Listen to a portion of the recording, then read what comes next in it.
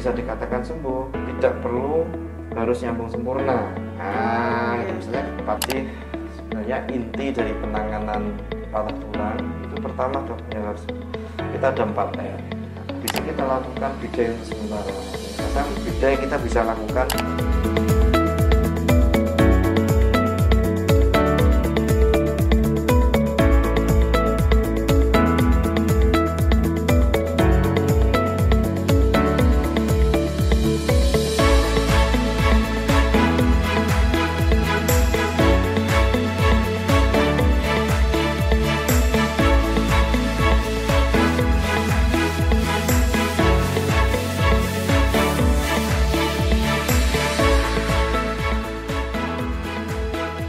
Assalamualaikum warahmatullahi wabarakatuh. Jumpa kembali bersama kami dalam talk show Sehat bersama RSUD Sumberjo. Perkenalkan, saya Dr. Laila. Pada kesempatan kali ini kita akan berbincang santai sambil mengulas tentang pelayanan spesialistik di poliortopedi di RSUD Sumberjo Bojonegoro. Untuk itu sudah hadir bersama kita di sini Dr. Muhammad Wildan Faris, spesialis ortopedi traumatologi. Selamat pagi dokter, bagaimana kabarnya dok? pagi dok, alhamdulillah baik. Alhamdulillah baik, sehat ya dok ya? Alhamdulillah. Dokter Faris ini adalah dokter yang sehari-hari berdinas di poliortopedi Rumah Sakit Umum Sumberjo Bojonegoro. Bisa diinformasikan kepada masyarakat dok, pelayanan apa saja yang bisa diberikan di poliortopedi RSUD Sumberjo ini? Silakan dok. Oke, jadi untuk ortopedi sendiri kalau di RSUD Sumberjo itu hampir kebanyakan besar kasusnya adalah kasus pasien-pasien yang kontrol pasca operasi gitu. Jadi sebagaimana kita ketahui bahwa pasien ortopedi ketika ada kecelakaan, ada patah tulang, ada luka terbuka di tangan atau di kaki, kebanyakan datangnya adalah ke IGD. Pertama kali datang di IGD. Jadi jarang banget dok. Jadi pasien yang ada patah tangan, yang sampai ada lukanya itu pertama kali datang ke poli dulu itu jarang, kecuali sudah dilakukan perawatan, baru kontrolnya di poli ya. Poli itu biasanya yang paling banyak di situ. Paling banyak itu ya. Kasus apa saja ini dok yang sering dokter jumpai di poliortopedi atau yang dokter rawat di RSUD Sumberjo ini dok? Oke, karena ini dok ya daerah Sumberjo ini kan kita tahu semua daerah di mana jalannya termasuk sempit ya, jalannya sempit, trafiknya kendaraannya padat sekali dan besar-besar ya, itu memang ada tempatnya RSUD Sumberjo ini. Hitahnya memang harus ada rumah sakit di sini karena memang ya banyak kasus laka lantasnya. Banyak berpotensi terjadi kecelakaan. Gitu. Kasus yang paling sering dokter temui dan dokter rawat di sini dok? Banyak kan patah tulang. Banyak kan patah tulang di sini. Patah tulang apa ini dok? Ekstremitas atau yang mana dok? Yang paling banyak itu patah tulang ekstremitas. Karena memang ortopedi kan selain ada ekstremitas, ada bagian tubuh, itu memang yang paling banyak tulang ekstremitas. Ekstremitas itu tangan atau kaki gitu ya. Nanti anggota gerak tubuh ya dok? Anggota gerak tubuh. Bisa tangan, bisa kaki, kanan, kiri gitu. Iya dok. Seandainya ini dok ya, kita menemui korban kecelakaan di jalan raya dengan kondisi patah tulang. Sebenarnya mungkin patah tulang ini tidak hanya terjadi pada korban kecelakaan ya dok ya, mungkin bisa terjadi pada aktivitas kita sehari-hari atau pada anak-anak yang bermain. Apa ini dok yang harus kita lakukan dok? Jadi yang pertama kali adalah kita harus memastikan kalau misalnya terjadi kecelakaan atau terjadi sesuatu di jalan raya, kita harus pastikan bahwa ketika baik penolong ataupun korban yang ada di situ harus aman dulu dok. Jadi jangan sampai dia habis kecelakaan, habis tertabrak sesuatu, ada potensi lagi ketabrak yang lain kan gitu. Jadi harus diamankan. Amankan dulu, macam-macam caranya bisa. Jadi misalnya bisa kalau memang memungkinkan pasiennya bisa dibawa ke pinggir jalan dulu, ke daerah aman dulu, diamankan dulu. Itu bisa kalau memang pasiennya mampu. Kalau memang dirasa traumanya atau cederanya terlalu berat sehingga tidak memungkinkan untuk dibawa ke sana, dibawa ke sini ya dengan sangat terpaksa, berarti ada barikade untuk mengamankan jangan sampai ada kecelakaan ulangan. Begitu. Intinya di situ aja. Dan kalau ada seperti itu, jangan lupa yang pertama dilakukan ya telepon ambulans ya, nah, telepon ambulans, kemudian pihak yang berwajib itu bisa juga. Terus misalnya itu sudah dilakukan dan misalnya nih ada ini dong, kok ada tanda-tanda kok tangannya kok bengkok.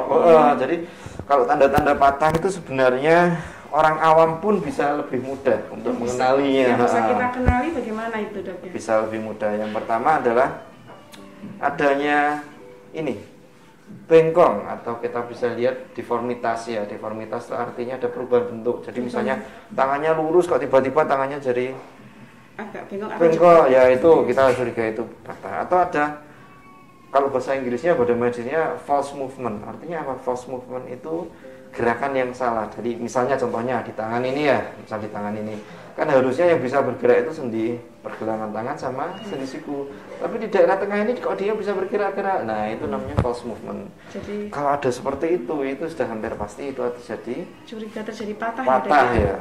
Kalau seperti itu memang kondisinya memungkinkan, terus tidak kita bisa bawa ke tempat yang lebih aman, bisa kita lakukan bidai untuk sementara ya. Kadang bidai kita bisa lakukan ya seadanya yang ada di situ. Misalnya kok ada ranting, ada kayu yang bisa agak lebar, jadi bisa kita fiksasi, atau fiksasi itu dibebat, apa dok? Dibebat, jadi dijaga jangan sampai fragmen tulangnya itu geser, bergerak-gerak. Itu sementara. Nanti ketika ambulans sudah datang, ketika petugas kesehatan sudah datang, dia akan ini harus dibeginikan. Sementara itu dok, biar aman ya dok ya. Biar aman dulu. Terus yang selanjutnya jangan sampai orang terlalu memperhatikan tangan sama kakinya. Ternyata ada sumbatan, ada sesuatu yang lebih penting untuk kepalanya, yaitu sering itu. Yang lebih vital itu mungkin maksudnya begitu ya. Ada yang vital. Jadi mungkin dipastikan kesadarannya dulu. Iya betul. Gitu ya dok ya. Iya dok. Apakah kalau pada kondisi patah tulang pada saat kecelakaan itu selalu ada tanda misalkan perdarahan yang keluar yang bisa kita lihat dok? Barangkali masyarakat awam melihat sekilas nggak ada perdarahan, kemungkinan nggak ada patah. Apakah seperti itu atau memang melihat kondisi patahnya sehingga tidak perlu berdarah dok? Gini. Jadi tidak semuanya yang patah pasti mengeluarkan darah. Jadi patah ada yang patah tertutup, ada yang patah terbuka. Kalau patah terbuka artinya tulangnya bisa ada hubungan antara dunia luar dan kondisi tulangnya. Jadi kalau ada patah terbuka biasanya ada darahnya. Tapi kalau tidak sampai jaringan lunanya nggak sampai luka, biasanya bisa banyak hal yang atau banyak kasus di mana patah tulang tidak terjadi pendarahan yang kelihatan dari luar. Selama dia tertutup nggak akan kelihatan ya dok ya. Jadi maksudnya kalau kemudian ini dok, seandainya ada korban patah tulang atau orang yang mengalami patah tulang, apakah ada risiko sih dok seandainya patah tulang itu tidak dilakukan perawatan yang tepat, misalnya tidak ke dokter atau tidak ke medis? Jadi risiko apa yang kemungkinan bisa terjadi dok? Jadi sebenarnya inti dari penanganan patah tulang itu pertama dok yang harus kita ada 4R. Pertama recognition, jadi pengenalan dulu. Jadi apakah dia benar ini patah atau tidak? Nah ada patah-patah yang kelihatan, ada patah-patah yang tidak kelihatan. Paling tidak dengan R pertama ini pengenalan harus dipastikan dulu itu patah atau tidak, kan gitu. Nah, kalau patah, apakah itu perlu dibetulkan, perlu operasi atau tidak? Apakah perlu dipasangkan atau tidak? Nah nanti itu macam-macam di situ. Terus kalau sudah Anda dikenali, baru kita ini ternyata patah. Nanti macam-macamnya baru kita beli yang lain-lain. Ada opsinya, jadi obat-obatnya. Kalau gini harus begini, begini harus begini. Yang pertama paling vital adalah pengenalan dulu. Nah, kalau itu pengenalan aja sudah tidak betul dok, artinya misalnya ini sebenarnya ada patah, tapi karena tidak ditelusuri lebih lanjut apakah patah betul atau tidak, akhirnya dibawa ke tempat yang tidak seharusnya. Jadi misalnya ada patah yang tidak ketahuan, nanti ya tentunya akan ada beberapa resiko atau beberapa komplikasi yang mungkin terjadi. Itu saja yang pertama. R yang kedua dok, yang pertama recognition, yang kedua dok yang pertama itu yang kedua mungkin lebih sedikit teknis. Yang kedua adalah reduction. Jadi seandainya ada tulang yang patah dan dia beranjak, ya otomatis harus di reduction, dikembalikan di posisinya posisi semua. Kembali. Ya itu intinya. Terus setelah kita kembalikan, ada tulang-tulang yang harus kembali sempurna, ada tulang-tulang yang tidak harus kembali sempurna. Kalau di istilah medis ada istilahnya anatomical reduction, ada istilahnya functional reduction. Untuk bisa dikatakan sembuh, tidak perlu harus nyambung sempurna. Itu misalnya patah tulang pada anak-anak, itu walaupun ada tidak harus anatomis gitu, namanya reduksi fungsional aja. Kedepannya orang pasien tersebut bisa sembuh. Itu macam-macamnya seperti itu. Baik. Yang ketiga dok, R yang ketiga? Setelah di reduction, retention namanya. Retensi ya. Jadi setelah kita kembalikan tadi tulangnya, baik kembali secara anatomis ataupun fungsional, kita harus tahan dia dok, supaya dia tidak bergeser lagi. Itu. Jadi tahannya bisa macam-macam. Bisa pakai alat yang di luar, bisa pakai gips, bisa pakai macam-macam, atau kalau memang ada patah-patah tertentu yang harus dipasang penyangga dari dalam, bisa pen, bisa magnet, bisa macam-macam begitu. Terus yang terakhir ada rehabilitasi. Jadi pasca kita pasang itu, pasien harus kita rehabilitasi yang baik untuk bisa kembali ke fungsi semula. Misalkan kaki atau tangan bisa kembali ke fungsi semula ya dok ya. Kalau tahap-tahap itu tadi tidak dilakukan dok, artinya ya, atau pertama kita tidak tahu kalau itu patah, harus butuh dikembalikan, direduksi, tapi tidak direduksi ya tentunya kan terjadi resiko dan komplikasi yang lain. Begitu. Sembuhnya tidak sempurna gitu mungkin ya dok ya. Jadi memang tidak semua kasus patah tulang itu perlu tindakan operasi ya dok ya? Tidak semua, tergantung kasusnya ya dok. Baik dok. Jadi untuk kelengkapan fasilitasnya ini bagaimana dok? Apakah ada fasilitas penunjang yang bisa dijadikan fasilitas unggulan dalam tindakan ortopedi ini dok? Oh gitu. Jadi kita kemarin alhamdulillah ya ada namanya SIAM dok. SIAM itu sebenarnya kalau dalam bahasa awam itu alat X-ray yang dia digunakan pada waktu operasi. Jadi langsung ketahuan dok. Jadi waktu operasi, waktu kita lakukan tindakan, kita bisa langsung tahu, oh ini sudah, ini belum begitu. Ya alhamdulillah kita kemarin punya alat. Punya alatnya. Jadi alatnya ini posisinya di ruang operasi begitu dok maksudnya.